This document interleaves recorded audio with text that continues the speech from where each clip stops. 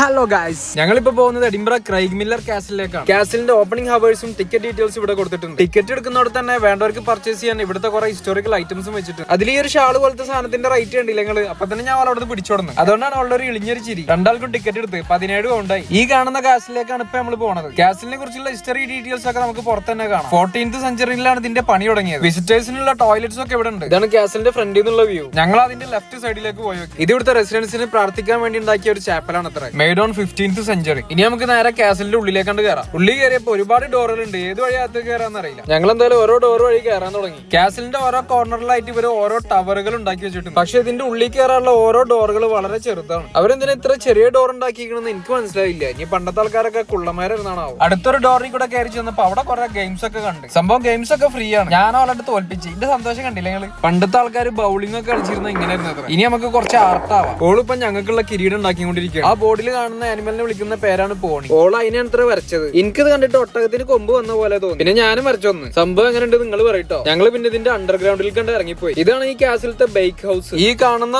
ഓവനിൽ വെച്ചിട്ടാണ് ഇവര് ബ്രെഡും പാസ്ട്രീസ് ഒക്കെ ഉണ്ടാക്കിയിരുന്നത്. അന്ധകാലത്ത് തടവുപുള്ളികളിട്ടിരുന്ന പ്രിസൺ ആണ് ഈ കാണുന്നത്. ഒരാൾക്കൊന്നും നേരെ നിന്ന് നടക്കാൻ പോലും പറ്റൂല. അവിടുന്ന് പുറത്തിറങ്ങിയപ്പോ ഒരുപാട് സ്റ്റേഴ്സ് കാണുന്നു. വയ്യാത്തവർക്ക് പിടിച്ചു കയറാൻ കയറൊക്കെ കൊടുത്തിട്ടുണ്ട്. ഓൾക്ക് വൈക്കൂട്ടാ. അങ്ങനെ ഞങ്ങൾ ഇതിന്റെ മെയിൻ ഹാളിലെത്തി. 14th സെഞ്ചുറിയിൽ തുടങ്ങി ഇതിന്റെ പണി 16th സെഞ്ചുറി ആയിട്ടും കഴിഞ്ഞിട്ടുണ്ടായിരുന്നില്ല. ഈ കാണുന്നതാണ് ഈ കാസിലെ ഏറ്റവും വലിയ റൂം. ഇതാണ് പണ്ട് ഇവര് യൂസ് ചെയ്തിരുന്ന ടോയ്ലറ്റ്. അവസാനം ഞങ്ങൾ ഈ കാസിലിന്റെ ഏറ്റവും ടോപ്പിലെത്തി. ഇതിന്റെ ടോപ്പിൽ നിന്നുള്ള വ്യൂ അടിപൊളിയായിരുന്നു. ഒരു രക്ഷ ഉണ്ടായിരുന്നില്ല. ഈ കാസിൽ ഇത്രയും വലുപ്പമുണ്ടെന്ന് ഇതിന്റെ ടോപ്പിൽ വന്നപ്പോഴാണ് മനസ്സിലായത്. എന്തായാലും എഡിൻബറ വരുന്നവർ ഈ കാസിൽ വൺ ടൈം എങ്കിലും വിസിറ്റ് ചെയ്യും. ഇതിന്റെ ലൊക്കേഷൻ ഞാൻ വീഡിയോയിൽ മെൻഷൻ ചെയ്തിട്ടുണ്ട്. ഓൾ കുറച്ച് അക്രമം കൂടുതലാണ്. ഓൾ അപ്പത്തിന് എന്തിന്റെയൊക്കെ മുകളിൽ പിടിച്ചു കയറി. പിന്നെ ഇറങ്ങാൻ പറ്റാതെ. നമ്മൾ ഈ വന്ന വഴി മറക്കാൻ പാടില്ല, വന്ന വഴി മറക്കാൻ പാടില്ല എന്ന് പറയില്ലേ?